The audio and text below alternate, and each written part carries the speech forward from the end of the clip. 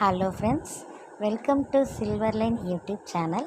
இன்றைக்கி நம்ம வீட்டில் என்ன லன்ச்சுன்னு பார்த்தீங்கன்னாக்கா, மட்டன் வச்சு நல்ல ஒரு பிரியாணி பண்ணியிருக்கேன். அதுக்கு மேட்சிங்காக onion raita and egg boil பண்ணியிருக்கேன். பாருங்கள், இந்த கொத்தமல்லி புதினாலாம் எவ்வளோ ஃப்ரெஷ்ஷாக இருக்குது.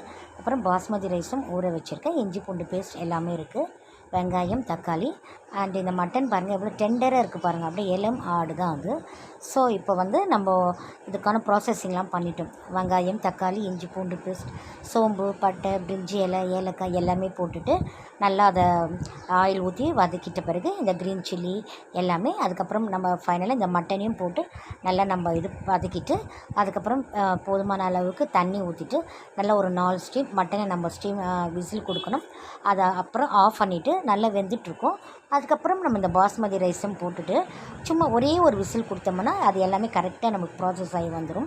பாருங்கள், பார்க்கவே எவ்வளோ அழகாக இருக்குது. இப்போ தான் அடுத்தது நம்ம ஸ்டீம் கொடுக்க போகிறோம் விசில் அரிசி போட்ட பிறகு. அதுக்கப்புறம் பார்த்திங்கனாக்கா இது நெய். இது வந்து நம்ம ஸ்ட்ரீட்டில் வந்தாங்க ஒரு பாட்டிமா, அவங்க வந்து கூட வச்சுட்டு அதில் ஒரு தூக்கு வச்சு எடுத்துகிட்டு வந்தாங்க. அது வந்து மாங்காட்டிலேருந்து வரேன்னு சொன்னாங்க. சரி, நான் அவங்கக்கிட்ட நான் அதை வாங்கிக்கிட்டேன். நல்லாவே இருந்துச்சு. பாருங்கள், பிரியாணி எவ்வளோ உதிரியாக எவ்வளோ அழகாக ரெடியாக இருக்குன்னு. அதுக்கப்புறமா எக்கு பாயில் பண்ணி வச்சுருக்கோம் அண்ட் ஆனியன் ரைத்தா எல்லாம் ரெடி ஆகிடுச்சு. இப்போ ரொம்ப சம்மர் ஸ்டார்ட் ஆகிடுச்சு இல்லையா, நம்ம வீட்டில் இந்த எக்ஸாஸ்ட் ஃபேனே கிடையாது. ஸோ அந்த நெடிலாம் வெளியில் போகணும்ல, அதுக்காக இது நேற்று கிராம்ப்டன் நாங்கள் பர்ச்சேஸ் பண்ணோம்.